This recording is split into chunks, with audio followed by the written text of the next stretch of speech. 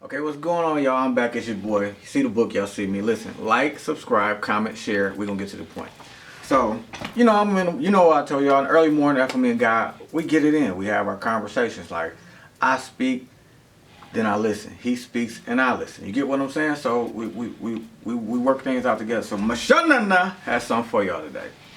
So I've been seeing this stuff going on YouTube with everything else, like with Kirk Franklin. What God was showing me is that we all have an image that we portray. But a lot of time, the image that we portray isn't who we really are. See, the thing with Jesus was he was himself all the time. And Jesus had the right to get angry. Because it says in there where he went into the house of the Lord and turned over the changers, the money tables, the tables that the money changers used, because he said you were turning the house of worship into a den of thieves. So, well, nobody mentions that part of the Bible. That's what he made me think about that this morning. He said, have you ever heard anybody saying something about when my son got angry? He said he had a right to get angry because things weren't the way they were supposed to be. So when you have this image that people have built up of you, and you want to keep that image, or you want to personify it yourself, well, they're going to ridicule you and criticize you. The thing was, you got to be you. Me personally, I'm just keep this 100 with y'all. I don't know where these words came from, and so who decided they were actually slanderous or profane, or decided they were curse words. That's always been my take on everything. Because I thought cursing was anything you did against God, that made derogatory, negative statements against God about His will, His grace, His mercy, against His Son, against His existence. That's cursing to me. All that stuff people talk about, four-letter words, whatever else. I'm referring back to Kirk Franklin, y'all, because God was helping me understand the image thing. He said, Kirk got angry. So it was his business, though. The problem is when everybody else is concerned with what you do. And I had to stop while we was walking. Well, I didn't actually stop. I kept walking, but it made my mind slow down for a minute and say, okay, God, so what are we saying? He said, well, Kirk know who he is when he's at home with his family, with his children, when he's around his son. But then when he's in front of people, it's Kirk showing us Kirk. So it made me realize about myself and everybody else. So this was God was showing me this morning. He said, so when you're around other people, I'm Chris pretty much all the time. Don't get me wrong. I may do things a little bit differently with my grandkids and my kids. I may be a little more passive, a little less aggressive. But I'm still consistently Chris. That's the only person I can be. Excuse me, y'all. Drop my book. So, but that's how I know how to be. I don't really know how to do much or be anybody else but be me. So what he was saying is this. Quit trying to live up to the facade or the image that someone has or expects of you.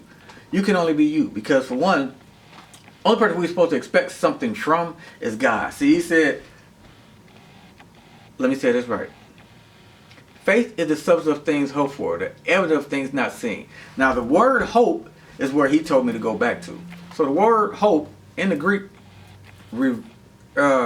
becomes confident expectation. That's the meaning of the word hope. So when you're hoping in God, you have a confidence and an expectation that He's going to do it. You may not see it when you want to, but the thing is, you're confident that God's going to do everything you expect of Him to do. He's the only person we should expect something from, and ourselves. You can expect your kids to clean up on time or this and that, but sometimes you have to come home and be like, hey, you didn't do this, I need you to do this now, get that done. You have to reinitiate what you stated before to get done. But the thing was, you expected them to do it, but they didn't do it on time. God's the only person you can expect something from, because He won't fall short on His word. Because He doesn't have an image to live up to. He doesn't have a facade to present to you. He doesn't have to be anybody special. He only has to be God. And since He's the greatest of all of us, He's the same. He said, I'm the same yesterday, today, and forever. So He's not going to be something that we're not, or someone we're not used to. He's going to be Himself at all times. He's going to reveal Himself to us at all times. He wants you to look at things from His vantage point, from His understanding, and see how He sees it. Know that, man, look, no matter what happens, He's still God. He's going to make things happen when He decides He's going to make it happen, as long as we stay on that course of faith. Because when I was walking this morning, I want y'all to listen to this real quick too. He showed me. So usually I take this street where I walk right to next to the curb and I walk the street, but I jumped up on the little path by the park, and he said, did you pay attention to what you just did? And I'm like, well, I just, caught myself getting out of the street in case of a car come or this and that. He said, well, I'm protecting you, so you don't have to worry about the car because I'm going to make sure they go around you. He said, but what you did was you just got off course. So if I was going to give you something, but it might have been in that little 20 or 30 feet, you missed it because you went out of my will. You stepped out the way.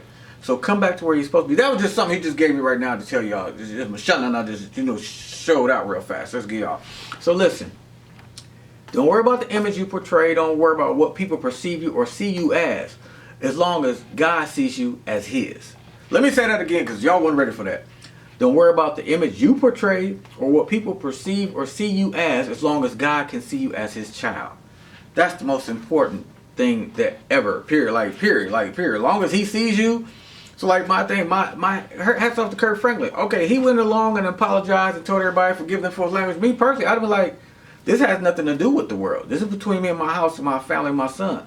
I got angry. Yes, I use language that you call slanders, that you decided that these were curse words. But I don't know who made them up or who decided they were curse words. So until somebody tells me that, that was just how I expressed my anger. Now that's me. I'm just saying that's the difference between me and Kirk. Personally, that's how I deal with my kids. So have I cursed? Yeah. Do I curse sometimes? I even have a drink every now and then. Maybe twice, sometimes maybe 3 times a year, if that much. But I do this. This is what I do. Because I know what I can and can't handle. So I don't care who wants to judge me or be mad because the whole thing is, as long as I'm seen by God as his son. See, that's the most important factor. You have to be seen by God as his child. What the world thinks of you, nobody care about. Because he said, everything is going to pass away, but his word.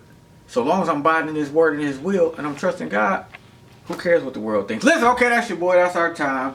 But I want y'all to think about that, man. Don't worry about what nobody else perceives you as long as God sees you and acknowledges you as his. It's the book. It's me. Y'all know, like, subscribe, comment, and share. But it must be me. It must be me. It's always love for show. Peace.